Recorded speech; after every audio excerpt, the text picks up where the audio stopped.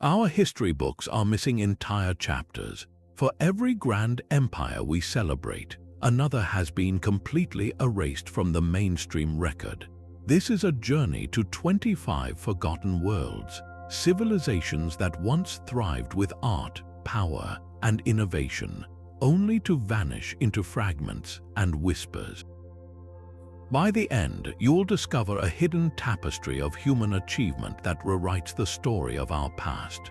We will see cities that rivaled Egypt buried under desert sands, and mighty kingdoms known only through the records of their enemies. What does it truly mean for a culture to be lost forever? The first ghost in our historical record is also one of the most profound. The Indus Valley civilization flourished over 4,000 years ago across what is now Pakistan and northwest India, its reach comparable to ancient Egypt and Mesopotamia. Yet its story is one of silence. This was a world of stunning order. Cities like Harappa and Mohenjo-Daro were laid out with a precision that feels modern, their streets running in perfect grid patterns, a level of urban planning unmatched for centuries. Every home, from the largest to the smallest, was connected to a sophisticated, city-wide drainage and sewer system, a marvel of public health that kept their communities clean. But the most haunting silence comes from their writing. The Indus script, found on thousands of small seals and tablets, remains a locked door. We can see the symbols, the elegant depictions of animals and figures, but we cannot hear the words. This means we have no king lists, no epic poems, no tax records, no personal letters. We see a civilization that appears remarkably peaceful, with little evidence of grand palaces for rulers or vast temples for gods, at least in the ways other ancient cultures displayed power. They built uniformity and sanitation, not monuments to conquest. Then, around 1900 BC, this meticulously ordered world began to unravel. The great cities were slowly, systematically abandoned.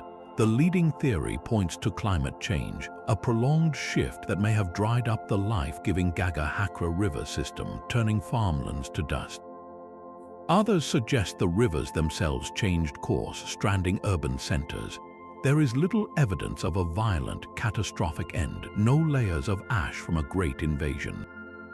It seems the people simply left, dispersing into smaller villages, their urban experiment fading away. Their knowledge of city planning, their standardized weights and measures, even their enigmatic script, all were forgotten. For over 3,000 years, the memory of this vast, sophisticated civilization was completely erased, its great mounds mistaken for natural hills, until archaeologists began to listen to the silence in the 20th century. The silence of the Indus Valley gives way to a world of vibrant color and startling energy far across the sea. On the island of Crete, a civilization emerged that seemed to defy the very logic of the ancient world. The Minoans, named for the legendary King Minos, built not fortified citadels but vast labyrinthine palaces. The greatest of these was Knossos, a complex so intricate it later inspired the myth of the Minotaur's maze. Walking its reconstructed corridors today, you are surrounded by breathtaking frescoes. Dolphins leap across walls, saffron gatherers move through fields of flowers, and elegant figures with slender waists and elaborate hair engage in a ritual that defines Minoan mystery, the bull leaping ceremony. This was not a spectacle of slaughter, but a breathtaking acrobatic dance where athletes would somersault over the backs of charging bulls. The imagery points to a culture deeply connected to nature, celebrating grace, athleticism, and perhaps a sacred relationship with the powerful beast. Most strikingly, archaeologists have found almost no evidence of defensive walls around their major centers. In a violent age, the Minoans, masters of the sea with their advanced navy, may have felt secure enough to build open, welcoming complexes focused on commerce, art, and ritual. Their art is conspicuously absent of grandiose images of warrior kings.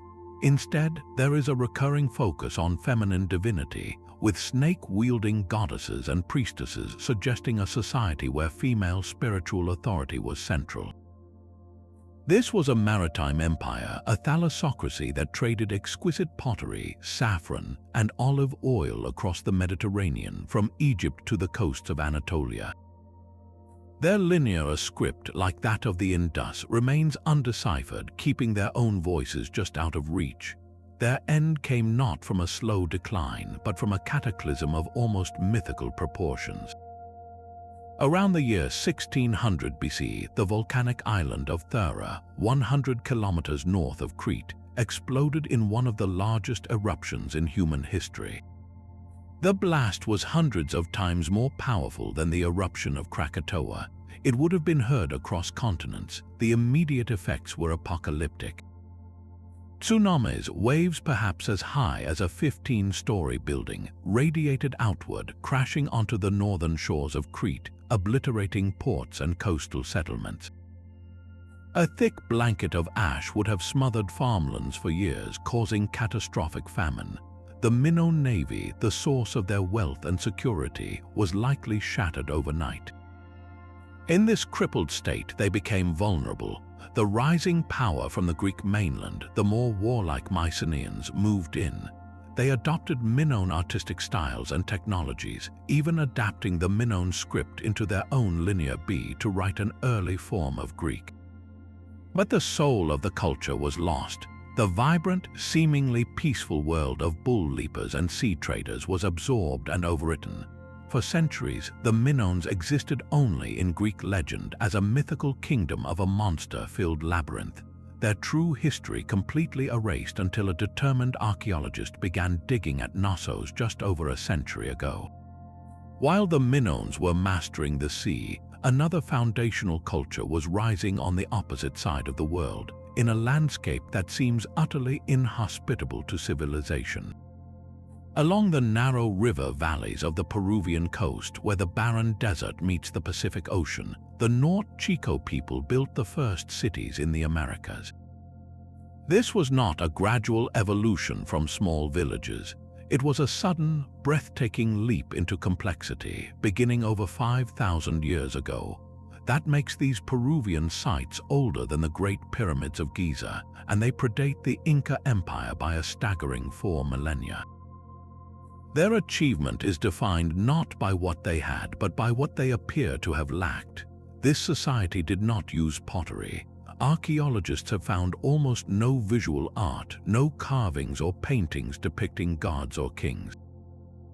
They had not yet domesticated maize, the crop that would later fuel every great Andean empire. So what fueled them? The answer lies in the monumental footprints they left in the sand. Their centers, like Carol and Huaracanga, are dominated by huge platform mounds, massive terraced structures built from stone and packed earth. Some rise to the height of a 10-story building. Surrounding these mounds are large, sunken circular plazas, spaces that clearly held great significance for public gathering. Imagine the coordinated effort required. Thousands of people moving vast amounts of stone and earth, weaving immense ropes from local reeds, all without the wheel, without metal tools, and without a staple grain to support a large, sedentary workforce. Their economy seems to have been built on an ingenious trade network between the coast and the inland valleys. From the fertile river valleys came cotton and gourds. The cotton was crucial. It was used to make the enormous fishing nets that harvested the incredibly rich waters of the Pacific Ocean. The fish, particularly anchovies and sardines, provided the protein, while crops like beans, squash, and avocados from the valleys provided other essentials. The gourds were used as floats for the nets and as containers. It was a brilliant, sustainable system that turned the desert coast into a hub of abundance. But the social mystery deepens. Who organized this? There are no grand tombs filled with golden treasures, no palaces suggesting a powerful, centralized ruler. The architecture is impressive but not ornate. The society seems to have been built around these large ceremonial centers, where community labor and shared ritual, perhaps centered on music, with the discovery of ceremonial flutes made of condor and pelican bones, created social cohesion. They built a civilization on fish, cotton, and collective purpose, a model utterly unique in human history. Then they faded. Their sites were carefully abandoned, not destroyed. The knowledge of their monumental construction and social organization did not disappear, but flowed into the cultures that followed, like the Chavin, becoming the hidden bedrock of Andean civilization. Yet their name and their story as the first urban civilization in the Americas were completely forgotten, their great mounds slowly eroding back into the desert hills until archaeologists looked past the Inca and deeper into time, uncovering the true founders of a continent's story. South of Egypt, a rival civilization thrived in the land of Nubia, a kingdom of such power it did not just trade with its northern neighbor, it conquered it. This is the story of Kush, a culture so formidable that for nearly a century, its rulers sat upon the throne of the pharaohs as Egypt's 25th dynasty. These were the so-called Black Pharaohs, kings like Pi and Taharqa, who marched north from their capital at Napata, subdued a divided Egypt, and instituted a renaissance of traditional Egyptian art, religion, and architecture. They saw themselves not as foreign invaders, but as the true heirs to a legacy, restoring what they saw as a corrupted Egypt to its former glory. Their rule left monuments from Thebes to the Nile Delta. Yet in many historical accounts, Kush is presented merely as an Egyptian satellite, a periphery to the main event. This overshadowing is a profound erasure. Kush was a distinct, innovative powerhouse. When Assyrian armies eventually pushed them back south, the kingdom entered a golden age of its own. They moved their capital to Marare, a city that became the heart of an industrial revolution. The hills around Marare glowed with the fires of countless furnaces. The Kushites mastered iron smelting on an industrial scale, turning their kingdom into the ancient equivalent of a manufacturing hub, producing weapons and tools that were traded across Africa. Their cultural independence blossomed. They developed their own script, Meroitic, which to this day remains only partially understood, a final whisper we cannot fully hear. And they built pyramids, not a few, but hundreds. The necropolis at Marare is a forest of steep-sided, narrow pyramids, a distinctly Kushite architectural signature that dots the desert skyline. These were not copies, but bold statements of a separate identity. So what happened to this iron-producing, pyramid-building kingdom? The causes were both environmental and political. Centuries of intensive iron production and agriculture likely led to deforestation, stripping the land and making it harder to sustain a large population. Then a new power rose to the southeast. The Kingdom of Aksum in modern-day Ethiopia, with its own vibrant trade network and conversion to Christianity, began to dominate regional commerce. As Aksum's influence grew, Kush's faded. Marare was eventually abandoned, its pyramids standing silent sentinel over a lost empire. The Kingdom of Kush was not violently destroyed so much as it was slowly marginalized. Its achievements absorbed into legend and its history minimized by generations of Egypt-centric scholarship, waiting for modern archaeology to restore its stature as a true superpower of the ancient Nile. Deep in the heart of Anatolia, a mountain stronghold guarded the secrets of a forgotten superpower.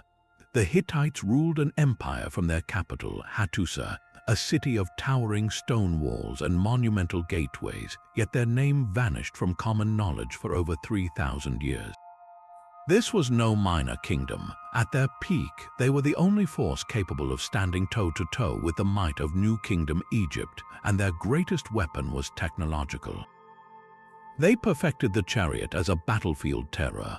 While other armies used light, fast chariots for archers, the Hittite design was heavier, sturdier, built to carry 3 men, a driver, a shield bearer, and a spearman, allowing them to smash directly into enemy formations. This innovation made them the tank division of the Bronze Age, and it led to history's first documented great power clash. That moment came at the Battle of Kadesh around the year 1274 BC. The Egyptian pharaoh Ramesses II marched his army north, confident of an easy victory against the Hittite king Muwatalli II. What followed was a masterpiece of ancient deception. Hittite spies fed Ramesses false intelligence, luring a portion of his force into a devastating ambush. The heavier Hittite chariots surged from behind the city walls, nearly crushing the Egyptian forces and capturing Ramesses himself.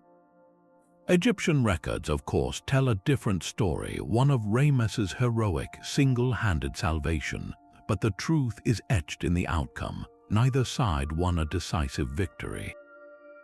The stalemate was so profound it led to an even more remarkable document. Years later, Ramesses II and the new Hittite king, Hattusili III, negotiated a formal peace treaty.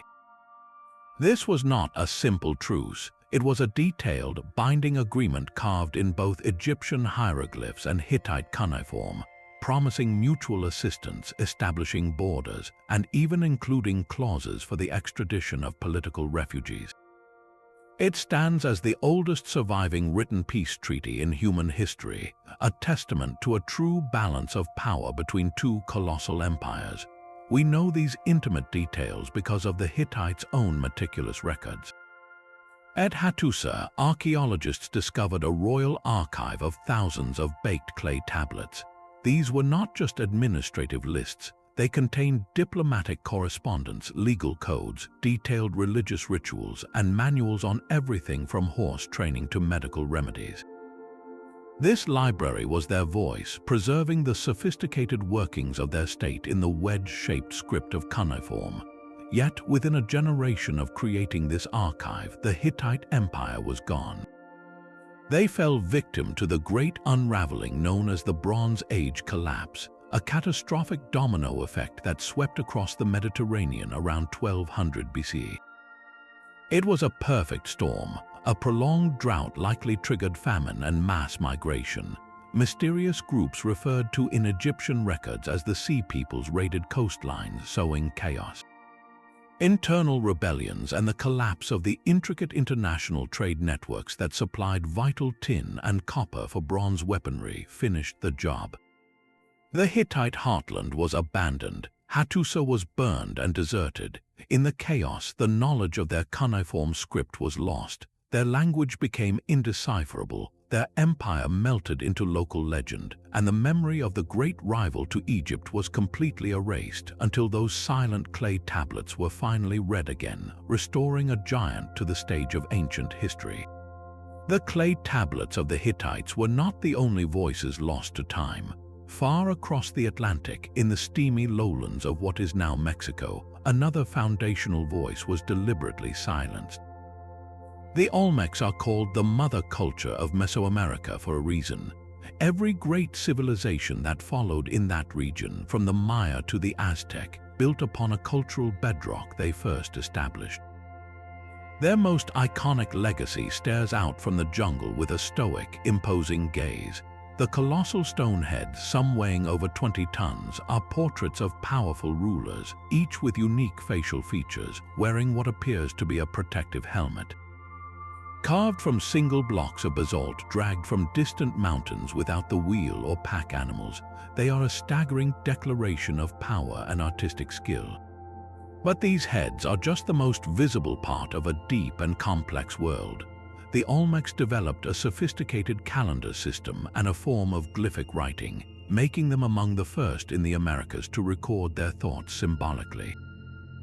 They carved intricate altars and stelae depicting rulers interacting with supernatural beings, establishing a visual language of divine kingship that would echo for millennia. They may have even created the blueprint for the Mesoamerican ball game, a ritual sport far more consequential than a simple game, often involving a rubber ball and symbolic cosmic battles. Their religious iconography is a menagerie of powerful symbols. They worshipped a word jaguar, a being combining human and jaguar traits, representing raw power and the fertility of the rainforest. They revered the feathered serpent, a deity that would later become known as Quetzalcoatl for the Aztecs, linking the earth and the sky. In essence, the Olmecs invented the core spiritual toolkit of an entire cultural sphere. So why did this influential society vanish? Their major centers like San Lorenzo and La Venta were not destroyed by invasion.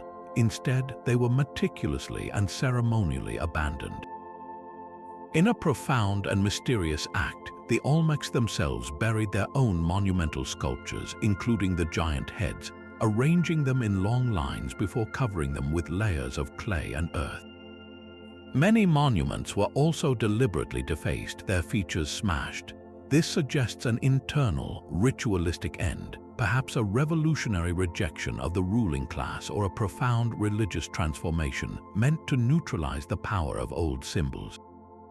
After their decline, the jungle reclaimed their cities. Their foundational role was forgotten by the later cultures who inherited their ideas, much like we use the alphabet without thinking of the ancient Phoenicians.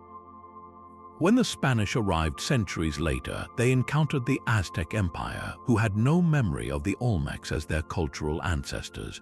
The mother culture was completely erased, her colossal children sleeping under the earth, until a 19th century farmer's plow struck stone, and archaeologists began to piece together the origin story of an entire world. The deliberate burial of the Olmec heads speaks to a profound cultural ending, but other civilizations vanished simply because the world stopped needing them.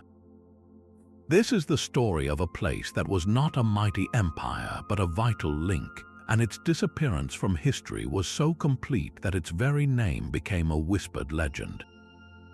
The land of Dilmun was a paradise in the minds of the ancient Sumerians. In their epic poetry, it was described as a pure, clean, and bright place, a land where sickness and death held no power, a blessed realm where the sun god Utu rose each day.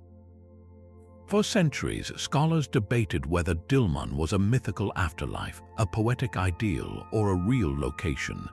The answer lay under the sands and palm groves of modern Bahrain and the eastern coast of Saudi Arabia. Dilmun was very real, and its wealth was built not on conquest but on connection. It served as the indispensable middleman of the Bronze Age, the great maritime entrepot that linked two distant worlds. From the west came the powerful city-states of Mesopotamia, hungry for raw materials. From the east came the sophisticated, silent civilization of the Indus Valley. Dilmun's merchants sat squarely in the middle, operating the essential resupply and transshipment hub. Their ships, likely made from the abundant local date palm wood, would carry Mesopotamian barley, wool, and olive oil eastward, and return laden with the treasures of the Indus like carnelian beads, intricate ivory combs, and exotic woods like teak. But their most famous export was something far more fundamental to Mesopotamian power: copper. The source was not Dilmun itself, but the nearby mountains of Oman, which Dilmunites controlled and traded. This copper fueled the tools, weapons, and art of Sumer and Akkad. The physical evidence of Dilmun's prosperity is written not in grand palaces but in a city of the dead. The landscape of Bahrain is dotted with over 170,000 ancient burial mounds, a necropolis so vast it is visible from space. These are not simple graves. The most elite are complex, multi-chambered tombs with corbelled roofs, built for rulers or merchant princes. Within them, archaeologists have found treasures from across the known world, proof of Dilmun's far-reaching network, including Mesopotamian cylinder seals and the distinctive etched carnelian beads of the Indus Valley. At the heart of their society stood the Barbar Temple, a terraced complex dedicated to Enki, the Sumerian god of fresh water and wisdom. Its most striking feature is a sacred freshwater spring that still flows today, channeled into a stone purification pool. In a land surrounded by salt water, this eternal spring was a literal miracle, a symbol of divine favor that likely cemented Dilmun's reputation as a blessed, pure land, the origin of its Eden-like myth. So why did this prosperous, divinely favored hub fade into obscurity? The decline was a slow severing of ties. First, the collapse of the Indus Valley civilization around 1900 BC erased one of Dilmun's two great trading partners. The demand for Indus goods vanished. Then, environmental change may have played a role, as shifting river courses or increasing salinity in the soil could have strained local agriculture. But the final blow was innovation elsewhere. By the early Iron Age, new ship designs allowed for longer, more direct voyages. Mesopotamian and later Persian and Greek sailors began to bypass the Dilmun hub entirely, sailing straight to the sources of goods. Dilmun's entire reason for existence, its geographic advantage as the necessary middle port, was rendered obsolete. The great burial mounds were gradually covered by sand, the temple fell into ruin, and the name Dilmun lived on only in crumbling copies of the Epic of Gilgamesh, a fairy tale name for a lost paradise, until archaeologists connected the myth to the mounds and restored a crucial, forgotten linchpin in the story of human commerce. A forgotten empire once minted its own gold coins bearing the faces of its kings, currency accepted from Rome to India.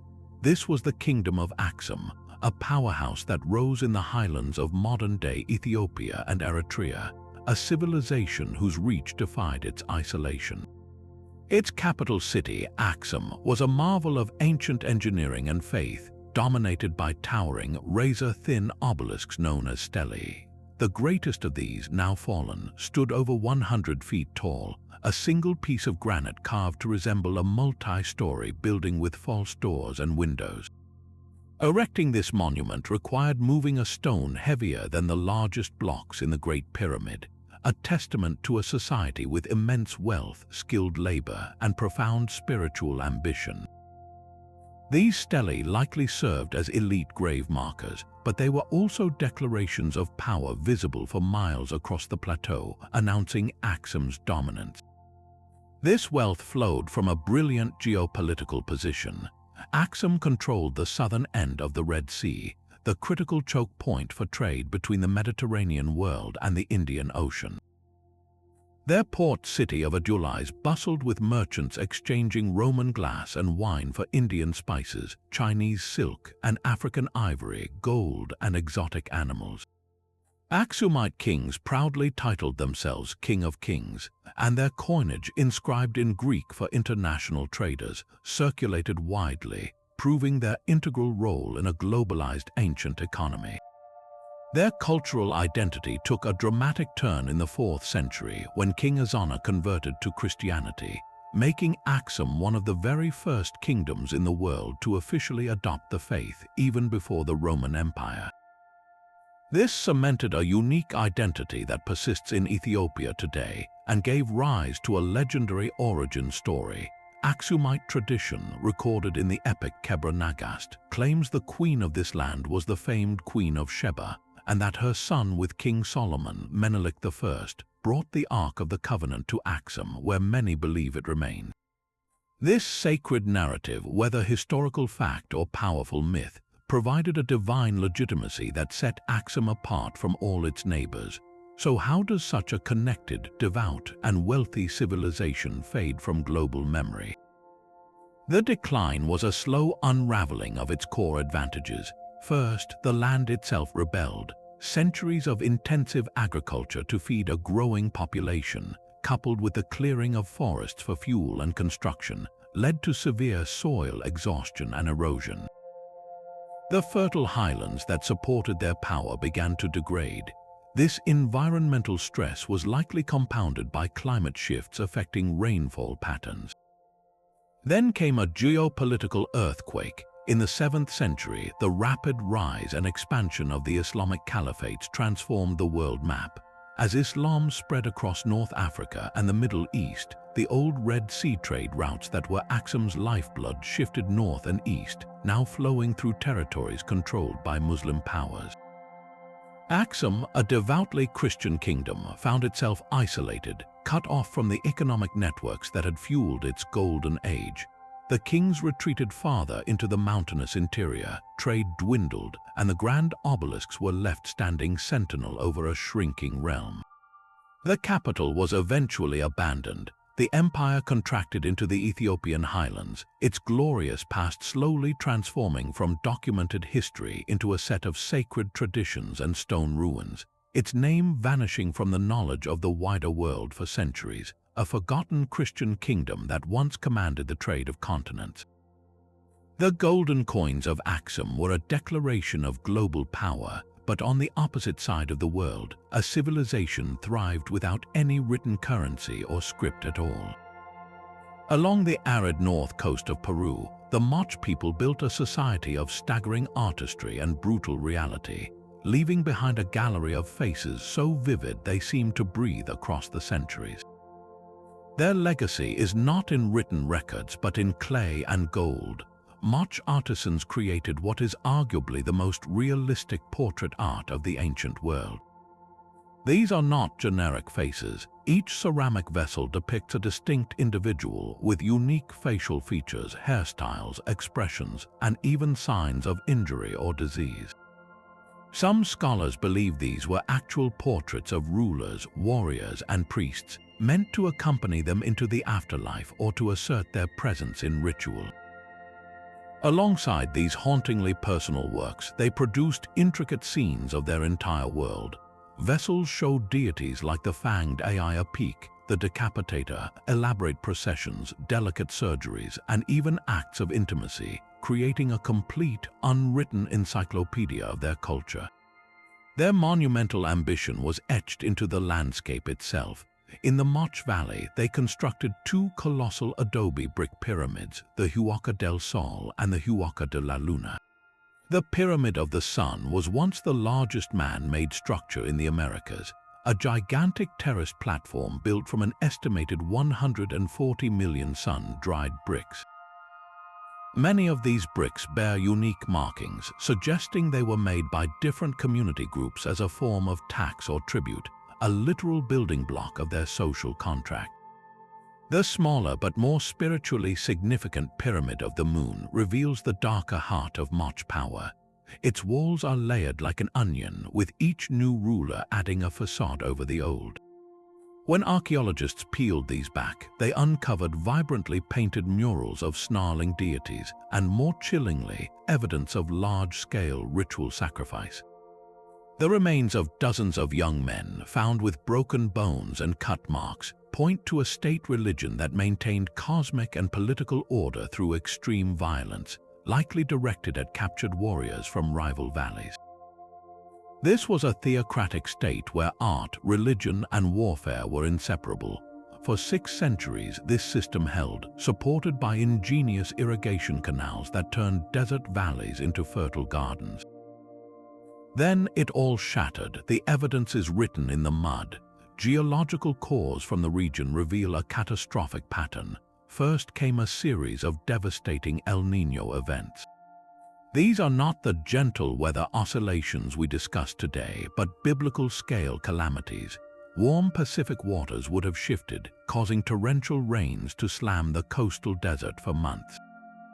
Their canals would have overflowed and then washed away, their adobe pyramids melting like sandcastles under the deluge, and their fields buried under meters of silt. This would have been followed by the opposite extreme, a prolonged drought lasting perhaps 30 years. The sequence was apocalyptic, flooding then famine. The Moch's carefully managed world, dependent on precise water control, would have collapsed utterly. Faith in the rulers and priests who failed to appease the gods would have evaporated. The great ceremonial centers were abandoned, buried under the very soil they once mastered. Their knowledge of metallurgy and portraiture influenced later cultures like the Chimu, but the Moch as a unified political force were erased, their cities forgotten under the Peruvian desert until their expressive pottery began to whisper their story once more. The collapse of the Moch world was an environmental reckoning, but other civilizations were forged in the fires of relentless warfare. On the Korean peninsula, a kingdom emerged from a confederation of clans to dominate the region for nearly a millennium, yet its origins are shrouded in a mythic haze that history has struggled to clarify. This is the Silla kingdom, and its story begins not with a single conqueror but with a sacred, symbolic object. According to legend, the first king was not born of a human father, but hatched from a golden egg that descended from the heavens. This myth of divine origin set the tone for a society where spiritual power and martial prowess were tightly woven together, a blend best embodied by its most fascinating institution, the Hwarang. These were not merely soldiers. The Hwarang, meaning flower youth, were an elite order of young aristocratic men trained in a holistic code. Their education balanced the arts of war, archery, swordsmanship, strategy, with the refined pursuits of poetry, music, and dance. They studied Confucian ethics and Buddhist philosophy, embarking on pilgrimages to sacred mountains to cultivate both their spirit and their loyalty to the kingdom. They were, in essence, living works of art, warriors as philosophers, whose ultimate purpose was to defend Silla with a devotion that transcended mere combat. The physical splendor of this elite is preserved in breathtaking gold. The proof lies in the Gyeongju tombs, where excavations like the Heavenly Horse tomb revealed crowns of astonishing craftsmanship. These are not simple circlets. They are intricate forests of upright gold spangles and jade pendants, designed to shimmer and sway with the wearer's every movement. One crown features a pair of antler-like branches, a shamanistic symbol connecting the wearer to the spirit world. The most famous artifact from that tomb is a saddle flap made of birch bark, painted with the image of a winged horse soaring through clouds. This celestial steed symbolized the king's divine right to rule and his ability to traverse between heaven and earth. For centuries, Silla was one of the three kingdoms of Korea, locked in a fierce rivalry with Baekje and Goguryeo. Its ultimate triumph was a masterstroke of diplomacy as much as force. In a pivotal alliance with the Chinese Tang dynasty, Silla armies, led by the Hwarang and brilliant generals like Kim Yu-sin, finally crushed their rivals.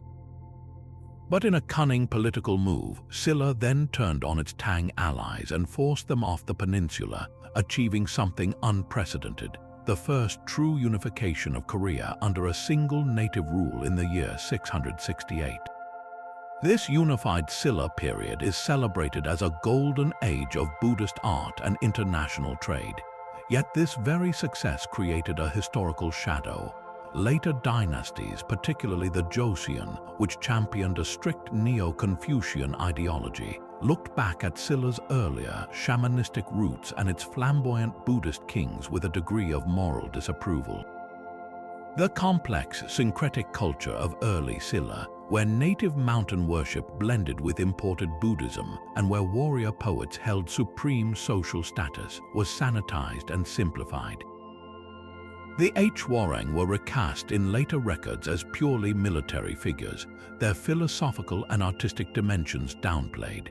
The profound spiritual meaning behind the gold crowns and the heavenly horse was often reduced to mere displays of wealth. The foundational centuries of this kingdom, a time of mythic origins and a unique warrior ethos, were partially erased by the lens of later, more rigid historiographies, waiting for modern archaeology to restore the full, dazzling complexity of the kingdom that first united Korea. The golden crowns of Silla were forged in a land of mountains and rivers, but some civilizations built their wealth from a landscape that offered nothing but sand and sky. The Sahara Desert today is a vast, empty sea of dunes, a place we imagine as eternally barren. Yet for over 1,500 years, a forgotten kingdom proved this wrong. The Garamontes were not wandering nomads, but a sophisticated urban civilization that built cities, farms, and a trade empire in the heart of what is now the Libyan desert. Their story is a testament to human ingenuity in the face of impossible odds, and a stark warning about the limits of a resource. They looked at the endless desert and saw not a wasteland but a reservoir. Beneath the scorching sands lay a treasure more valuable than gold, a massive fossil aquifer, water that had been trapped underground for millennia, untouched since a wetter age. Tapping this ancient sea was their masterstroke. They engineered a network of underground tunnels called fagaras, a system of genius simplicity. Teams of diggers would start from a point where water was known to seep near the surface, then carve a gently sloping tunnel back for miles toward the heart of their settlements. Vertical shafts were dug down to the tunnel at regular intervals to provide air for the workers and to allow for maintenance. Gravity did the rest, silently guiding the precious water from the aquifer to the oases where it was needed. This was not a small-scale project. Over 500 miles of these tunnels have been mapped, a hidden, inverted plumbing system that turned the desert green. With this reliable water source, the Garamantes cultivated wheat, barley, dates, and grapes. They built fortified towns and cities with distinct public buildings and cemeteries. Their capital, Garama, featured multi-story mud brick structures. They became the central hub for trans-Saharan trade, controlling the routes that brought Mediterranean goods like Roman glass and wine south, and sending back exotic African commodities like ivory, gold, and slaves from sub-Saharan regions. They were so powerful and disruptive to Rome's southern frontier that the Roman historian Tacitus wrote of them as unruly raiders. Yet archaeological evidence shows a far more complex relationship of both conflict and trade. Their collapse is a slow-motion tragedy of resource depletion. The fossil water they tapped was not a renewable spring. It was a finite inheritance from a different climatic era, like a bank account with no new deposits. For centuries, they withdrew from it. Maintaining the fagaras was back-breaking work, as sand constantly threatened to collapse the tunnels. Then, as the water table began to fall, the tunnels ran dry. The agricultural surplus that supported their urban life and trade dominance dwindled. At the same time, Roman expansion along the coast placed further military and economic pressure on their networks. The combination was fatal. As the water vanished, so did the green patches of life. The desert, held at bay for generations, began its relentless reclamation. One by one, the cities were abandoned, buried by the drifting sands that had always surrounded them. The knowledge of the Fagara system faded. The Garamantes, who had once commanded desert trade routes and lived in bustling towns, were erased from history, remembered only as mysterious desert dwellers in Roman texts, until aerial photography and modern archaeology revealed the ghostly lines of their underground canals and the outlines of their buried cities, proving that the Sahara's greatest emptiness was once a cradle of life. The desert kingdom of the Garamantes reveals the power of hidden water, but another civilization carved its fortune directly from the rock itself. The Nabateans did not just survive in the desert, they commanded it, transforming a barren canyon into the dazzling, impregnable heart of a commercial empire. Everyone recognizes the iconic facade of the treasury at Petra, its columns glowing rose red in the sun, but that breathtaking sight is merely the entrance hall to a lost city of staggering ambition. Petra was not a city of buildings but of sculptures. The Nabateans, a nomadic Arab tribe, chose a narrow, defensible valley surrounded by sheer sandstone cliffs and proceeded to carve their entire metropolis from the living rock. They created temples, tombs, and even a massive theater capable of seating thousands, all by meticulously cutting away the mountain face from the top down. The result was a city that was both magnificent and impregnable, its main entrance a single, winding fissure in the rock called the Sick, a natural defensive corridor just wide enough for a caravan. Their true genius, however, was invisible. In a region receiving less than 6 inches of rain a year, they engineered a hydraulic masterpiece. They turned the entire city and its surrounding mountains into a massive water catchment system. They constructed an intricate network of channels, dams, and cisterns that captured every precious drop of seasonal floodwater. Channels carved into the cliffs diverted water away from the main Sick Gorge to prevent flash floods, while directing the flow into a series of over 200 underground cisterns carved deep into the bedrock. This gave Petra a reliable, year-round water supply in the middle of the desert, enough to support a population of perhaps 30,000 people, and more importantly, to refresh the endless caravans of camels that were the source of their wealth. Petra sat at the crossroads of the great incense routes. From here, the Nabateans controlled the trade of frankincense and myrrh, exotic spices, silks, and precious metals flowing from Arabia and India to the markets of Egypt, Greece, and Rome. The taxes they levied on this trade built their rock-cut paradise. Their cultural identity was as distinct as their architecture. They worshipped a pantheon of deities, with the chief god Dashara often represented by simple, aniconic stone blocks. They developed their own cursive script, which would later evolve into the Arabic alphabet. Yet their independence was ultimately consumed by the very empire they traded with. As Rome expanded, the Nabatean kingdom became a client state, and in the year 106, it was peacefully annexed as the Roman province of Arabia Patria. At first, this brought new Roman-style construction, like a colonnaded street, but it also began a slow process of cultural absorption. The Nabatean language and script gradually fell out of use, replaced by Greek and Latin. Their unique religious practices faded as Christianity and later Islam spread through the region. The final blow was economic. Roman engineers developed sea routes from Egypt to India, bypassing the overland caravan roads. Petra's reason for existing slowly dried up. A major earthquake in the year 363 caused catastrophic damage from which the city never fully recovered. People drifted away, the sophisticated water channels clogged with silt. The desert, held at bay for so long, began its quiet reclamation. By the time of the Crusades, Petra was a myth, a lost city known only to local Bedouin tribes. It remained forgotten by the Western world for over 500 years, until a Swiss explorer disguised as a pilgrim was led through the Sick in 1812, and the rose-red city, silent and empty, finally revealed itself once more. The rock-cut silence of Petra gives way to the vibrant, painted tombs of a people who shaped the very foundations of Western power. Long before Rome became an empire, the Italian peninsula was dominated by a sophisticated and enigmatic culture, the Etruscans. Their world was one of vivid color, profound spirituality, and immense wealth, yet they remain history's shadowy ghost, a civilization swallowed whole by their most famous creation. The core of their mystery is linguistic.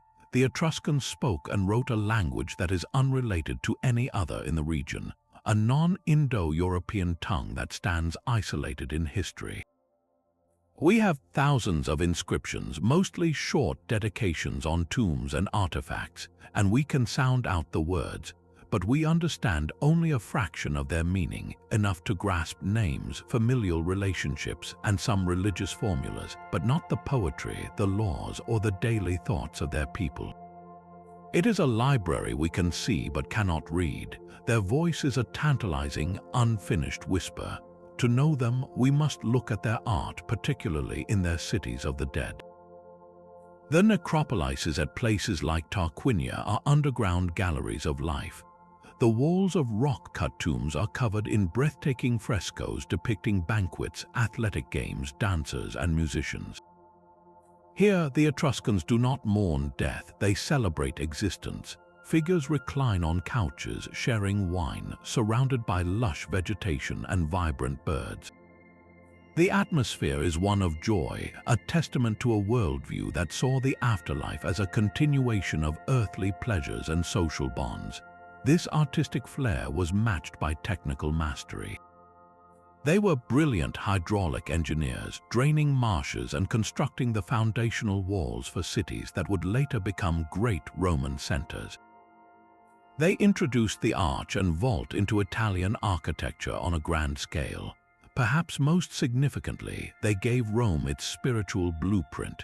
Many of the core elements of Roman state religion were Etruscan imports. The practice of divination, of reading the will of the gods in the flight patterns of birds or the entrails of sacrificed animals, was a deep Etruscan science. The tripartite temple design, the very concept of templum as a sacred space defined by augurs, even the powerful symbol of the fasces, the bundle of rods carried by Roman magistrates, all originated with the Etruscans. Early Rome was in many ways a cultural satellite of Etruria, ruled for a period by Etruscan kings, the Tarquins. So how did this influential, advanced culture vanish? The process was not a sudden conquest, but a slow, deliberate, and systematic assimilation. As the Roman Republic grew in military strength and political ambition, it began to push against its Etruscan neighbors. War by war, city by city, the independent Etruscan leagues were defeated and brought under Roman control. The Romans were pragmatic absorbers of culture. They took what was useful, the engineering, the religious rituals, the artistic motifs, and made it Roman. At the same time, they pressed for cultural homogenization. Etruscan elites were encouraged to adopt Latin, to send their sons to Roman schools, and to integrate into the Roman political system. Over generations, speaking Etruscan became a mark of the old ways of a defeated past. Their unique script fell out of use, their vibrant tomb painting tradition ceased. Their identity was not violently erased so much as it was diluted and dissolved into the rising tide of Romanness. By the time of the Roman Empire, the Etruscans were a historical curiosity, their language nearly extinct, their former greatness remembered only by antiquarians. They became the mysterious precursors, their profound contributions buried under the overwhelming narrative of Rome's own destiny, a foundational layer paved over by the very civilization they helped to create. The Etruscans dissolved into the Roman world, their own voice fading into a borrowed alphabet. But some civilizations left no voice of their own at all, existing only as a tantalizing name in the records of their rivals. Deep in the desert south of Egypt, the pharaohs wrote of a powerful and distant kingdom, a source of unimaginable wealth and exotic goods. They called this place Yam. For modern historians, Yam is not a ruin to be excavated, but a ghost to be chased, a civilization defined entirely by its absence. The primary evidence comes from the tomb of Harkhuf, a governor of Upper Egypt during the 6th dynasty, around 2200 BC. His autobiographical inscription recounts 4 great expeditions he led south into the land of Yam. He describes a journey of 7 months each way, a trek so arduous it required 300 donkeys laden with supplies. His mission was trade, and the rewards he brought back were staggering: panther skins, elephant tusks, throw sticks of ebony, and most precious of all, 300 donkey loads of incense. This was not a raid on a simple village. The scale of the goods suggests Yam was a major regional power, a sophisticated middleman controlling the flow of luxury items from the African interior to the Nile. Yet, despite these detailed Egyptian accounts, we have found no city, no palace, no tomb, no single artifact that definitively says, "This is Yam." The search for its location has become one of archaeology's great puzzles. Some scholars place it in the Libyan desert, west of the Nile, arguing the described routes fit known oasis networks. Others, pointing to the exotic nature of the goods, argue it must have been much further south, perhaps in the Darfur region of Sudan, or even near the Taibesti Mountains in northern Chad, a journey of over 700 miles through some of the most punishing terrain on Earth. This debate highlights the central mystery. Was Yam a centralized kingdom with a capital and a king, as the Egyptian texts imply? Or was it a loose confederation of powerful tribal groups controlling specific trade routes, a network so impressive that the Egyptians perceived it as a single, mighty realm? The fact that no concentrated archaeological footprint has been found, no mound of ruins crying out for excavation, lends weight to the latter idea. It may have been a civilization of mobility and commerce, not of stone monuments. Its power was in its connections, not its architecture. This makes its erasure almost total. When the trade routes shifted or the political alliances changed, the network that was Yam simply dissolved back into the desert landscape. The tribes moved on, their stories told orally and then forgotten. The only memory of their collective power survives in the boastful inscriptions of their trading partners, a reflection in a mirror that has long since shattered. Yam remains the ultimate phantom civilization, a kingdom known only by the echo of its name in the tombs of others, a reminder that some empires are built not on brick and mortar but on smoke and whispers.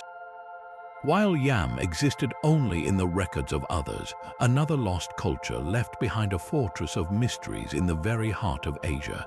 Scattered across the deserts and river valleys of modern Turkmenistan, Uzbekistan, and Afghanistan, the ruins of the Oxus civilization, known to scholars as the Bactria Margiana archaeological complex, represent a forgotten world of astonishing sophistication.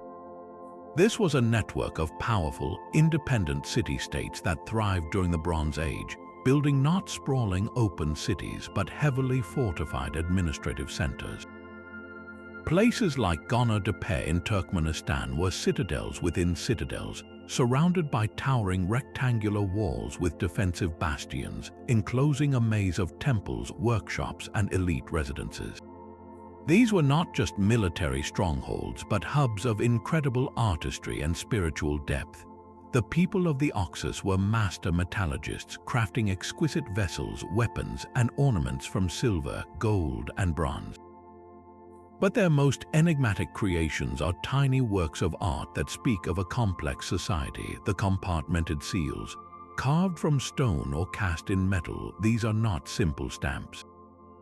They are intricate, multi-layered pendants with geometric designs, mythical beasts like winged griffins, and scenes of ritual. They likely served as both amulets and official insignia, marking identity, status, and authority in a society without a deciphered written script. The reach of these seals tells a story far grander than their size. They have been found in archaeological sites from the Indus Valley to the palaces of Mesopotamia and even as far west as the Persian Gulf. This proves the Oxus civilization was the central pivot of a vast Eurasian trade network, a crucial middleman exchanging lapis lazuli from Afghan mines, tin for bronze making, and intricately crafted goods between the great empires of the East and West. They were the essential link that made the Bronze Age world go round. Yet around 1800 BC, this pivotal civilization began to crumble. The grand centers were abandoned. The leading theories point to a dual catastrophe. Climate data suggests a prolonged period of drought may have desiccated the rivers that fed their intensive agriculture, undermining their economic base. In this weakened state, they became vulnerable to new pressures from the northern steppes. Waves of nomadic pastoralists, possibly early Indo-Iranian speakers, moved into the region. This was likely not a single, violent invasion, but a prolonged period of infiltration, conflict, and cultural mixing. The fortified walls could not hold back a changing climate and a shifting demographic tide. The unique cultural package of the Oxus, its seal-making tradition, its distinct architecture and rituals dissolved. Its cities were buried by the desert sands, and its memory was completely erased from history. For over 3.5 millennia, this linchpin of ancient trade was utterly forgotten, its existence only coming to light through extensive aerial surveys and excavations by Soviet archaeologists in the 20th century, restoring a missing chapter to the story of how the ancient world was connected. The intricate seals of the Oxus civilization vanished beneath the Central Asian sands, but across the continent, another foundational culture was taking shape in the very cradle of humanity. In the fertile plains of what is now central Nigeria, the Nok people forged a society that would define the early Iron Age in sub-Saharan Africa. Their legacy is not written in grand cities or towering monuments, but in fragments of fired clay, each one a masterpiece of ancient expression. The Nok are renowned for creating some of the oldest and most sophisticated figurative sculptures ever found on the African continent, works of art that speak across 2 millennia with a startling, almost modern sensibility. These terracotta figurines, primarily depicting human heads and figures, are instantly recognizable for their distinctive elliptical or triangular eyes, often pierced to create a profound, hollow gaze. The hairstyles are elaborate and detailed, suggesting a society where personal adornment and status were deeply important. The expressions range from serene contemplation to what seems like quiet sorrow, capturing a stunning range of human emotion. These were not crude idols. The technical skill is extraordinary, especially considering they were created between 500 BC and 200 CE. Artists built the sculptures using a coiling technique, carefully adding rolls of clay to form the shape, then firing them in pits dug into the ground, a complex process that required precise control of temperature to prevent the hollow figures from exploding. Beyond their artistic genius, the Nok were technological pioneers. They are among the very earliest known societies in sub-Saharan Africa to smelt iron, a skill that likely arrived independently, not through outside influence. They built furnaces that could reach the incredibly high temperatures needed to extract iron from ore, producing tools, weapons, and jewelry that would have given them a significant advantage in agriculture and hunting. This combination of advanced metallurgy and profound artistry points to a complex, stratified society with specialized craftspeople and likely a rich spiritual world, though we have no written records to tell us their stories or name their gods. The mystery of their disappearance is as deep as the wells where their art was found. Around 500 AD, the Nok culture seems to have faded from the archaeological record. There is no evidence of a violent invasion or a sudden catastrophe. Instead, scholars point to a slow transformation, possibly driven by environmental change. Over centuries, the intensive wood consumption required for their iron smelting and terracotta firing may have led to local deforestation, altering the landscape and straining resources. Their society may have gradually dispersed, their people assimilating into new emerging groups, their unique artistic tradition coming to an end. For over 1,500 years, the memory of the Nok was utterly lost. Their story was rediscovered not by archaeologists but by tin miners in the 1920s and 30s, who, while digging in the alluvial deposits of the Jos Plateau, kept unearthing these strange, beautiful terracotta heads. Initially treated as curiosities or even sold as garden ornaments, their true age and significance were eventually recognized, pulling back the curtain on a foundational chapter of African history that had been completely erased, waiting in the red earth to be seen again. The terracotta legacy of the Nok culture reveals a world of art and iron, but to find the true beginning of civilization in the Americas, we must travel back even further in time, to a desert valley in Peru that echoes with a profound and ancient silence. While the Great Pyramids were rising along the Nile, another monumental experiment was taking shape on the opposite side of the world. The Caral Soup civilization, also known as North Chico, built its first cities over 5,000 years ago, making it the oldest known center of civilization in the entire Western Hemisphere. Its heart was the sacred city of Caral, a sprawling complex of architecture that speaks of a society of remarkable coordination and vision. Dominating the site are 6 large platform mounds, massive pyramidal structures built from stone and packed earth, with the largest rising to a height of nearly 100 feet. These were not tombs or temples in a familiar sense, but elevated stages for ceremony, their flat tops likely hosting rituals that unified the community. Flanking these mounds are sunken circular plazas, vast bowl-like depressions carved into the ground. The acoustics in these plazas are extraordinary, where a single voice can be heard clearly across the entire space. This was intentional architecture for gathering, for public spectacle, and for the shared experience of music, as evidenced by the discovery of flutes made from condor and pelican bones. What makes Caral truly revolutionary, however, is what it lacks. Archaeologists have found no trace of defensive walls, no weapons, and no images of warfare or captive taking. Even more startling, this advanced society did not use pottery. Their food was prepared and served in containers made from gourds and woven reeds. They achieved monumental architecture and complex social organization without two technologies considered fundamental to almost every other early civilization. Their economy was a masterpiece of ecological symbiosis. From the fertile river valley, they cultivated cotton and gourds. The cotton was spun into the immense fishing nets that harvested the Pacific Ocean's rich bounty of anchovies and sardines. The fish provided the protein, the valley crops provided other nutrients, and the gourds served as net floats and containers. This sustainable, maritime-based system fueled the labor and fed the population that built the pyramids. The coordination required for this organizing farmers, fishermen, builders, and weavers points to a sophisticated, likely theocratic leadership, one that commanded respect through spiritual authority and the promise of communal well-being, not through force. So why was this cradle of American civilization completely unknown until the late 1990s? The answer lies in both perception and preservation.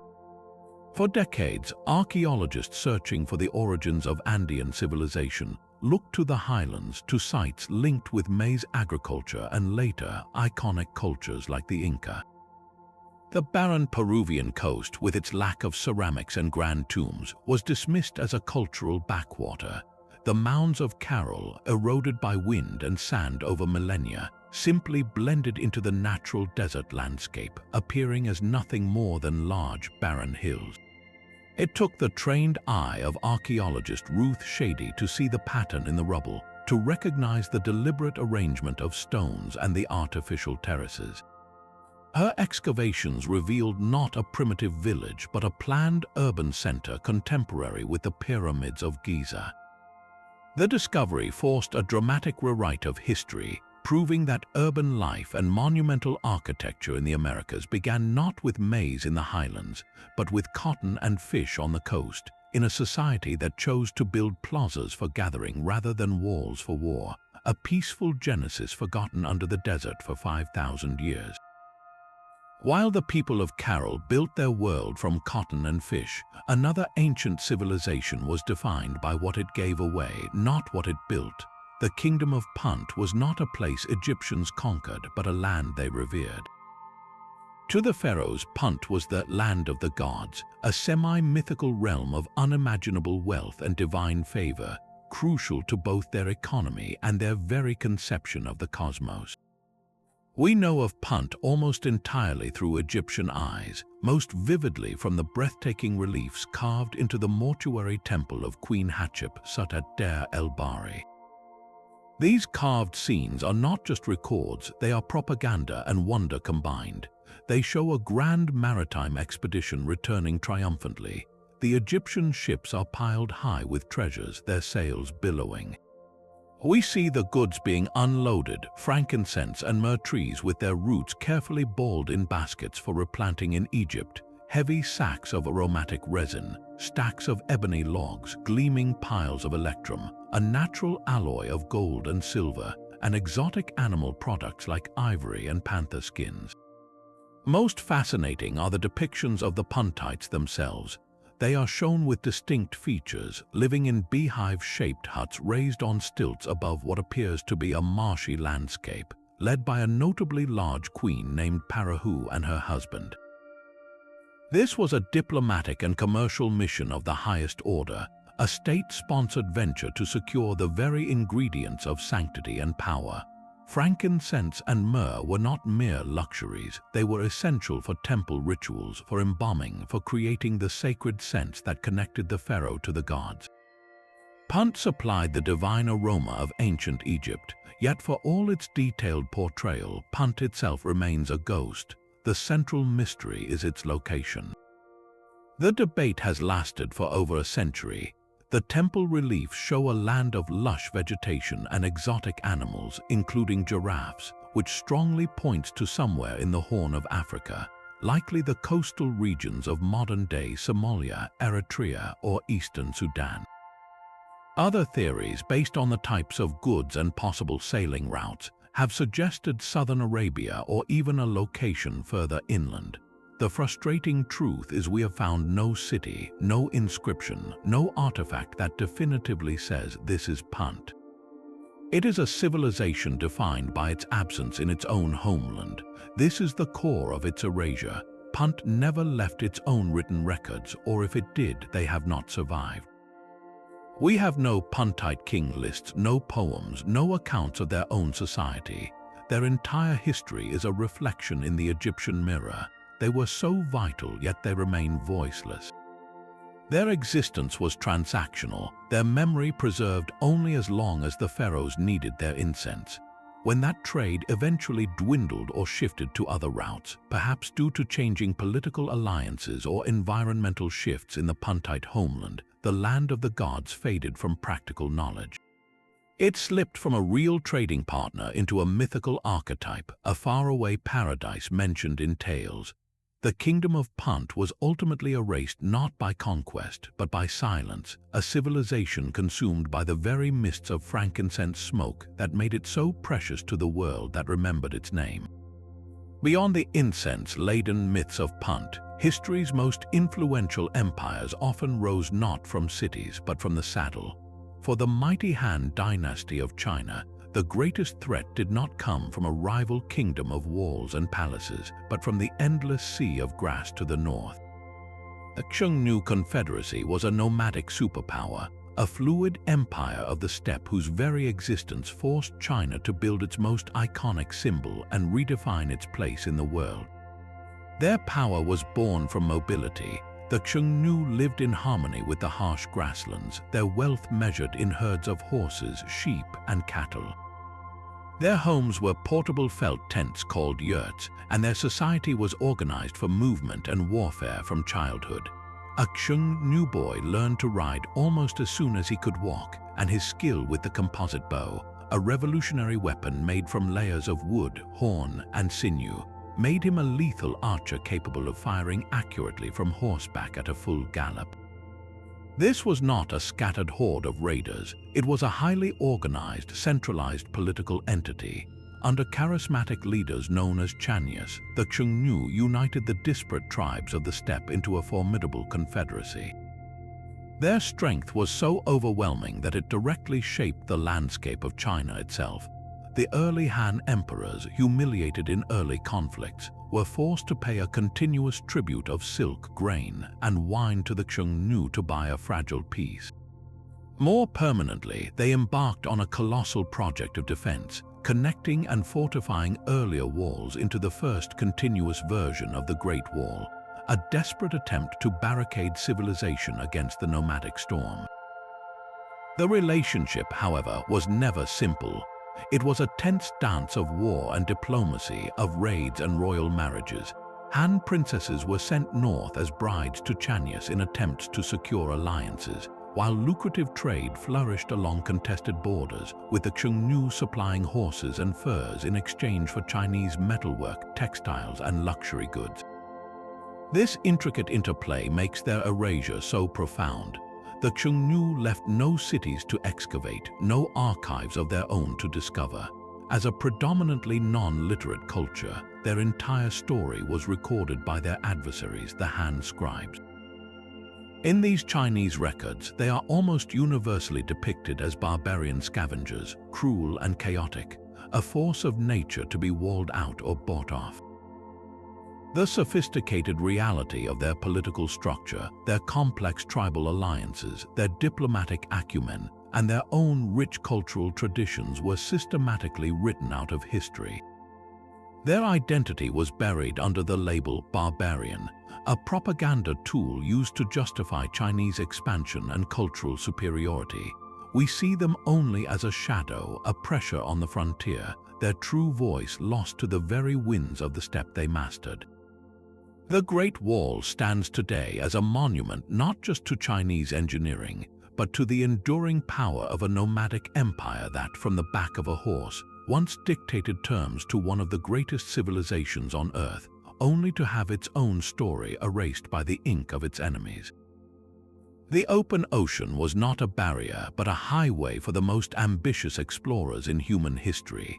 Long before European ships dared to venture beyond the sight of land, a people known as the Lapita culture embarked on a breathtaking odyssey across the greatest expanse of water on Earth. Their story begins around 1500 BCE, not on a continent but among the islands of the Bismarck archipelago near New Guinea. From this starting point, they performed a miracle of sustained colonization, sailing eastward into the empty, blue unknown of the Pacific. Their signature, the mark they left behind on every new shore, was their pottery. This was no ordinary clay. Lapita pottery is adorned with intricate geometric patterns, but the technique is what makes it unique. Artisans used small, toothed stamps, pressing them into the wet clay to create designs of precise dots, lines, and faces. This dentate stamping produced a kind of visual language, a shared artistic fingerprint that connects sites scattered across thousands of miles of ocean. Finding a shard of this pottery on a remote island is like finding a calling card from the past, a definitive sign that says the Lapita were here, but how did they get there? Their navigational achievement is almost beyond comprehension. They sailed in large, double-hulled canoes capable of carrying families, plants, and animals. Without compasses, without written charts, they read the world itself. They memorized the paths of stars, the direction of swells, the flight patterns of birds, and the subtle changes in cloud formations that hinted at distant land. They possessed a profound, intimate knowledge of the sea, passed down through generations of wayfinders. This allowed them to perform a feat of discovery that would not be matched for millennia, settling islands like Vanuatu, New Caledonia, Fiji, and eventually pushing as far east as Tonga and Samoa. This was not a slow drift. It was a rapid, purposeful expansion, a wave of colonization that moved at a speed of roughly 15 miles per year across the vast Pacific. On each new island, they established villages, often on small offshore islets or coastal strips, and began the work of transplantation. They brought with them the essential package of Pacific life: taro, yams, breadfruit, coconuts, and bananas. They also brought chickens, pigs, and dogs. In doing so, they were not just finding new homes, they were creating entirely new ecosystems, turning isolated volcanic specks into sustainable tropical gardens.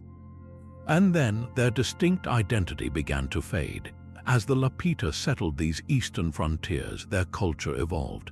Around the time they reached Tonga and Samoa, roughly 3,000 years ago, the making of their distinctive pottery gradually stopped. The reasons are still debated. Perhaps suitable clay became scarce on the coral atolls. Perhaps social changes made the elaborate production less important. Whatever the cause, the most visible archaeological marker of their culture vanished. Their language, their social structures, and their technologies continued to develop in isolation on these far-flung islands. Over centuries, they diversified into the many Polynesian cultures we recognize today: the Maori of New Zealand, the Rapa Nui of Easter Island, and the Hawaiians. The specific Lapita identity was absorbed into its own magnificent descendants. They were not conquered or forgotten by others, they transformed, their pioneering chapter completed. Today, the Lapita are known almost exclusively through archaeology, through those scattered fragments of stamped clay and the outlines of their ancient villages. They are the ghostly progenitors of Polynesia, the first to answer the call of the horizon, whose own name was erased by the very future they courageously created. High in the isolated peaks of Colombia's Sierra Nevada de Santa Marta, a civilization thrived in a world of its own making. The Tairona built their society in the clouds, sculpting the steep mountainsides into a masterpiece of engineering and faith. Their cities were not laid out on flat plains, but were carefully fitted into the dramatic landscape. They constructed vast networks of stone-paved terraces to create flat land for farming, preventing erosion and capturing precious water. These terraces cascaded down the slopes like giant green stairs, supporting crops of maize, beans, and cotton.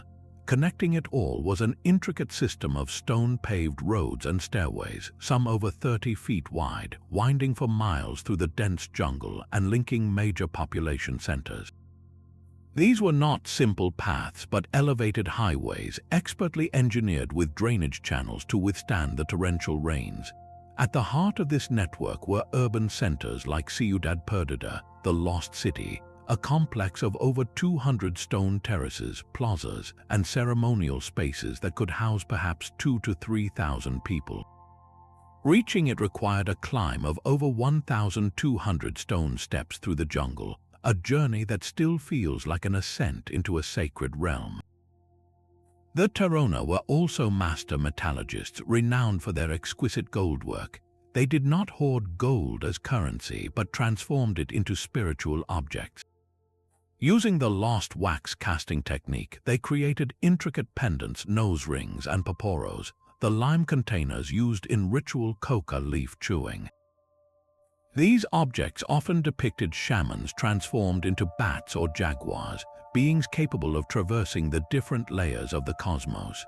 Their gold was not a symbol of earthly wealth, but of solar power and spiritual attainment, a physical echo of the sacred mountain they believed to be the heart of the world. This profound spiritual connection to the Sierra Nevada is the key to their legacy, for it never died. When Spanish conquistadors arrived in the early 16th century, drawn by legends of gold, they met fierce resistance. The Terona fought tenaciously, but they were ultimately overwhelmed by European steel, cavalry, and most devastatingly by old-world diseases like smallpox and measles, to which they had no immunity. Their lowland cities were looted and destroyed. The survivors made a deliberate, heartbreaking choice. They abandoned their magnificent stone cities in the lower valleys and retreated higher into the inaccessible reaches of the mountain, where their descendants, the Kogi people, live to this day. The jungle did not slowly reclaim the Terona world, it rushed in. Vines and roots cracked the stonework, and layers of soil and leaf litter buried the terraces and plazas. Within a few generations, the memory of the cities faded from the outside world, transforming into little more than a local legend of a lost golden city. For over 350 years, Ciudad Perdida slept, known only to the Kogi, who refer to it as Tayuna and believe it to be the sacred mother of all life. They continued the spiritual worldview of their ancestors, seeing themselves as the elder brothers, guardians of the mountain's heart, tasked with maintaining the balance of the world. The Terona, as a political entity, was erased by conquest and plague, but their civilization was never truly lost. It was conserved in the beliefs and practices of their children, who kept the mountain's secrets until the outside world was ready to rediscover not just the stone steps but the profound reason they were built. The power of Nubia did not begin with Kush. Centuries before the Black Pharaohs marched north, a different kingdom rose from the fertile banks of the Nile in what is now Sudan, a kingdom whose ambition was written in mudbrick and blood. This was Kerma, and its scale was designed to intimidate. At its heart stood a fortress of staggering proportions. The Western Defufa, a massive mudbrick temple complex, still rises 60 feet above the plain, its sheer walls a testament to a society capable of mobilizing thousands of workers. Surrounding the city were immense defensive walls, thick ramparts that spoke of a kingdom perpetually prepared for war, not with petty tribes, but with the only superpower that mattered, Egypt itself. The relationship between Kerma and its northern neighbor was a volatile cycle of raid and trade, of bitter conflict and lucrative exchange. For centuries, Kerma grew wealthy as the middleman for goods flowing from deeper Africa, ivory, ebony, and gold, into the hands of Egyptian merchants. But this was not a peaceful partnership. During periods of Egyptian weakness, like the chaos of the First Intermediate Period, Kerman kings expanded their territory northward, their influence reaching deep into Upper Egypt. They built a state so formidable that the pharaohs of the Middle Kingdom felt compelled to construct a chain of massive fortresses along the Nile's Second Cataract, not as forward bases but as a defensive barrier against the southern threat. The spiritual world of Kerma, however, reveals a practice that would have horrified the Egyptians. Within the royal cemeteries, the true nature of their kingship emerges. Surrounding the burial chambers of early rulers are not just grave goods, but the graves of human retainers. These were not victims of war. The evidence suggests these men, women, and even children were sacrificed to accompany their king into the afterlife, a final, brutal demonstration of absolute loyalty and royal power. They were buried in fetal positions, often facing the ruler's tomb, a permanent retinue for eternity. This practice, which faded in later periods, points to a society where the king was a divine center around which all life and death revolved. The end of this independent kingdom came with the explosive rebirth of Egyptian power in the New Kingdom. Pharaohs like Thutmose I and his successors could no longer tolerate a rival of such strength on their southern flank. In a series of relentless military campaigns, the armies of Egypt pushed south, smashing through Kerma's defenses. The city was sacked, its temples burned, and its political independence extinguished. Egypt annexed the territory, governing it as a province and building temples to its own gods. The distinct identity of Kerma was systematically dismantled. Its history was not recorded for its own glory, but only as a footnote in the annals of its conquerors, a defeated enemy in the story of Egyptian expansion. For over 3,000 years, the kingdom that once made pharaohs build fortresses was remembered, if at all, as a minor barbarian state. Its colossal Defufa was just a strange mound in the desert, its story buried under the overwhelming narrative of Egyptian triumph, until archaeologists began to read the layers of ash and the silent graves, restoring a lost superpower to the beginning of Nubia's long and formidable story. A rival power rose from a different kind of mountain, one carved by human hands. High on a ridge nearly 1,300 feet above the valley of Oxoka, the Zapotec people leveled a mountaintop to build their sacred capital, Monte Alban. This was not a city that grew organically from a village. It was a deliberate, awe-inspiring act of political will. From its founding around 500 BCE, its very location was a statement. By choosing a defensible hilltop removed from the valley's fertile floor, the Zapotec elite created a neutral, commanding center, a place above the fray where they could oversee and unify the region's competing chiefdoms. The architecture they built there was meant to humble. The Grand Plaza is a vast, open space the length of several football fields, flanked by massive platform mounds, palaces, and a ball court.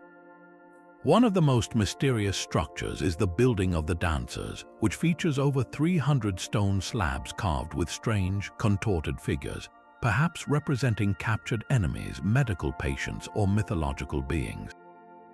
These early glyphs show the Zapotecs were already developing a symbolic language, a precursor to the more elaborate scripts of their successors. Their intellectual achievements were profound. They developed one of the earliest writing systems in the Americas, using a combination of glyphs and bar and dot numerals to record historical events like the conquests of specific places.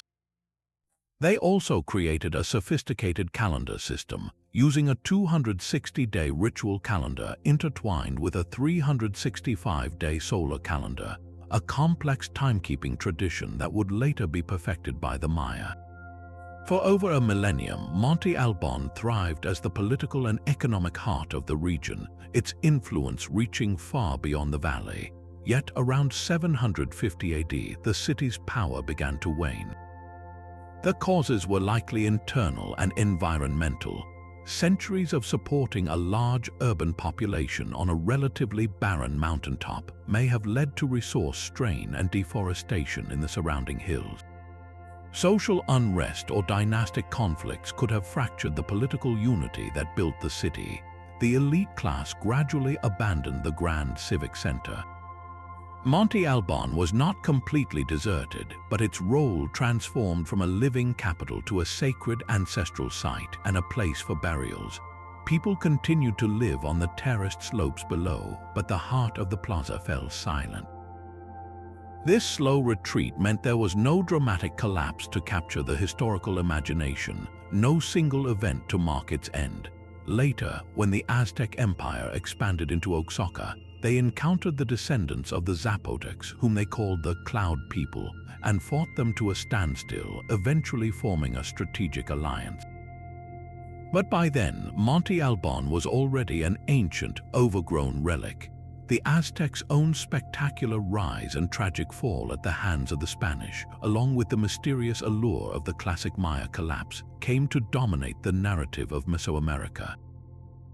The Zapotecs, with their quieter, millennium-long tenure and their lack of a single catastrophic end, were often relegated to a footnote, the steady, foundational builders whose innovations made the flashier dramas of their successors possible.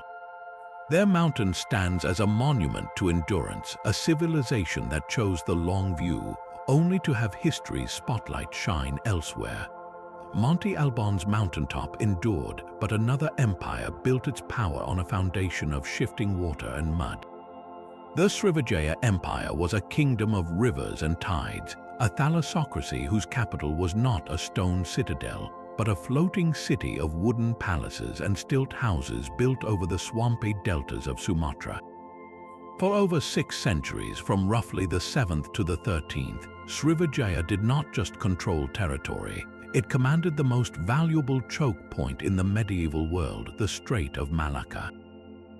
Imagine a narrow sea lane, a maritime funnel where all trade between the two economic superpowers of the age, China and India, was forced to pass.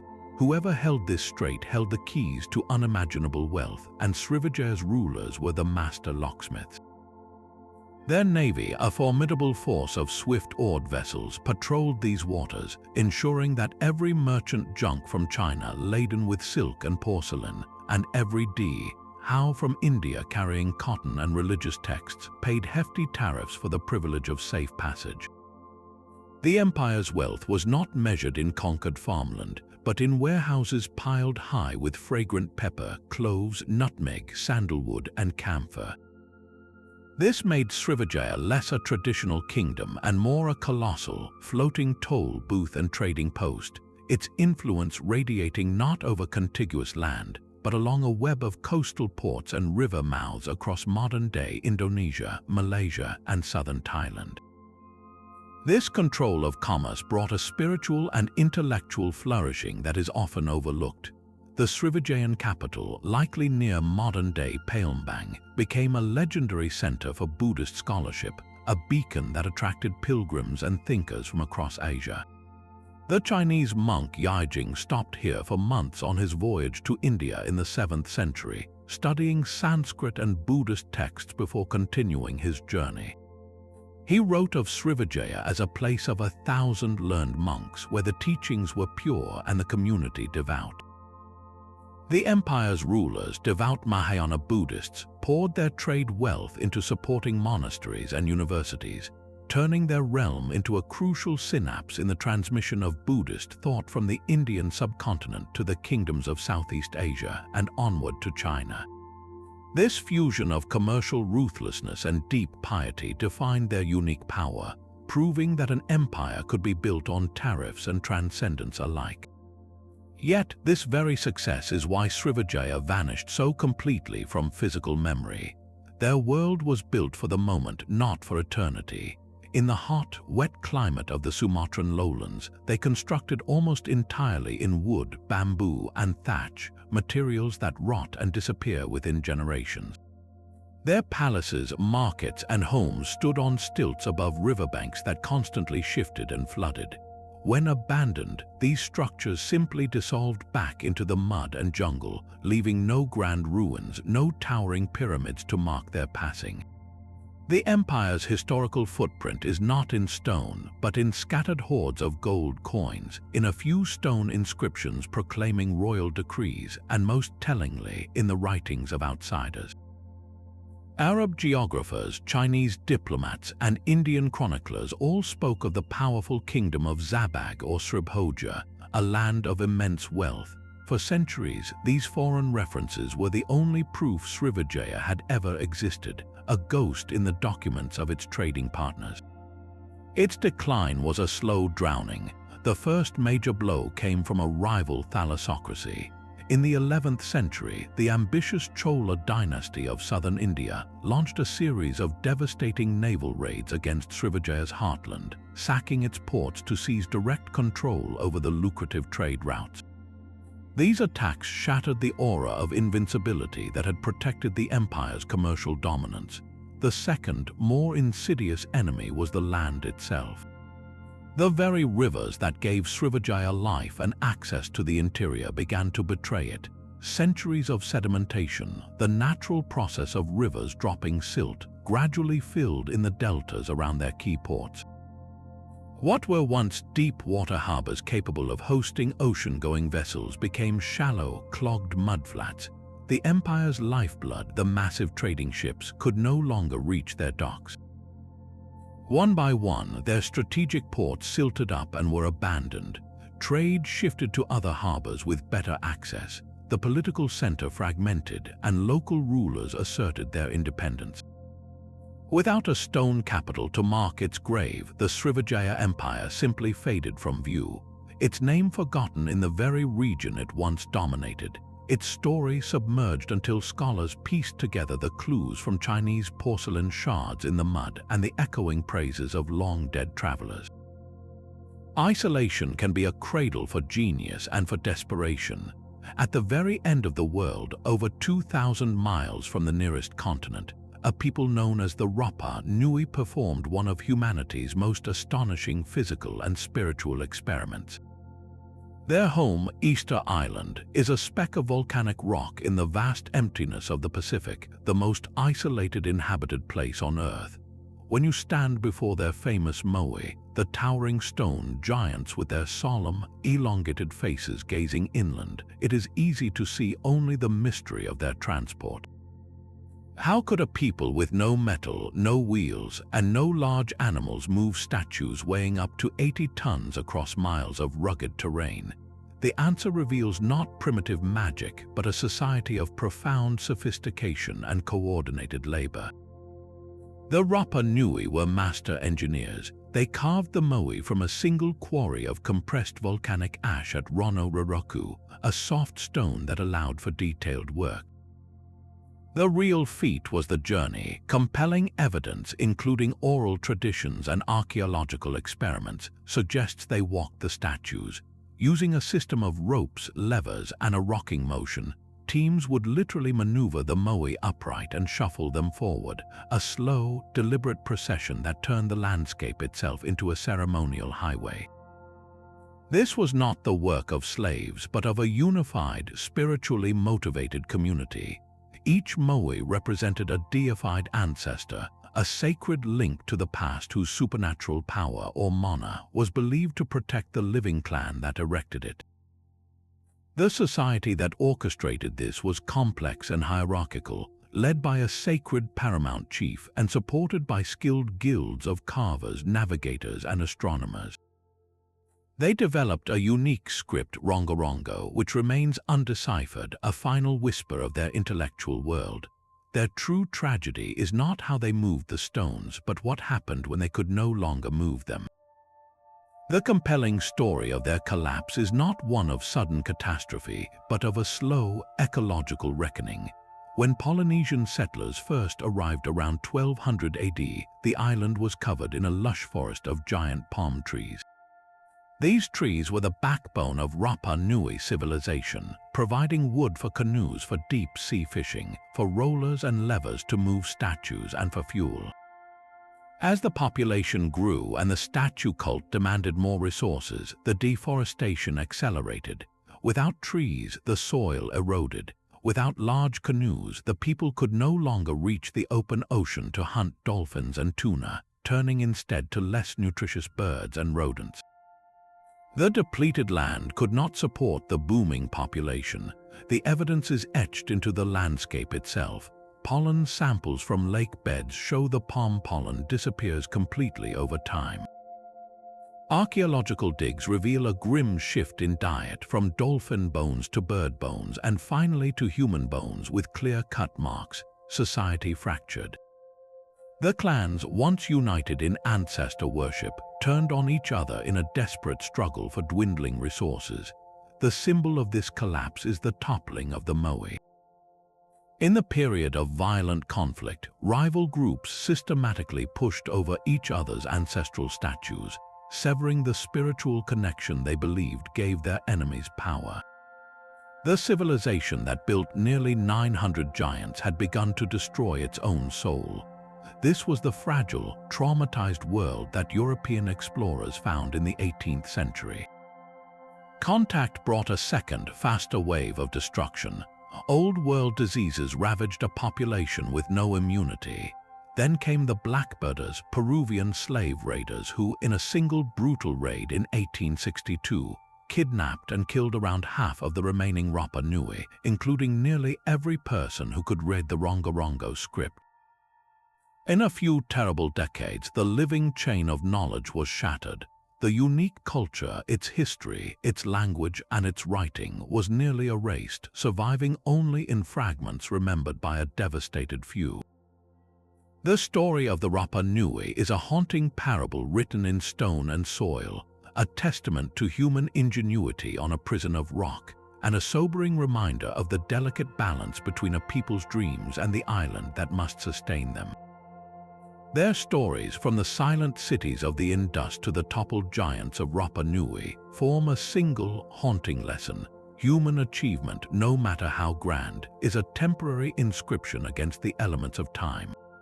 These 25 worlds were not erased by a single force, but by a slow convergence of pressures. Climate shifted, turning rivers to dust and summoning tsunamis.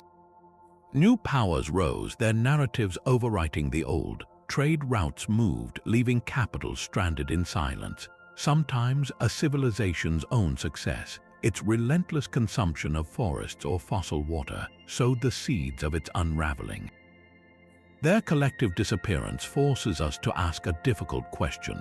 How much of history is merely the story of the last one standing, the version written by the victors in their own image?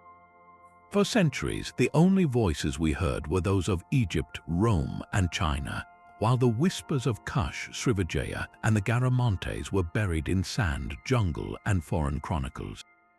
This is not just about lost kingdoms, it is about the fragility of memory itself and the sobering realization that our entire understanding of the human past is a mosaic with most of its tiles still missing.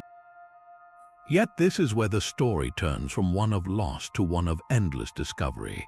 Archaeology is not a science of dead things, but a continuous act of resurrection. Every shard of Lapita pottery, every undeciphered tablet from the Oxus, every terraced mountain of the Torona is a challenge to the historical record. Our textbooks are not final, they are first drafts constantly being revised by the spade and the satellite image. The very act of finding these erased civilizations proves that no story is truly gone forever. Somewhere, right now, a researcher is brushing sand from a wall, or a farmer is turning up a strange artifact, each one a potential key to another door we thought was sealed. So we leave this journey with a question for you. Of these 25 ghostly empires, which one captured your imagination? Was it the industrial might of Kush, the maritime mystery of the Minoans, or the peaceful plazas of Caral? Let us know in the comments below which civilization you believe deserves to be remembered most. And if you want to join us as we continue to unearth history's deepest mysteries, make sure to subscribe.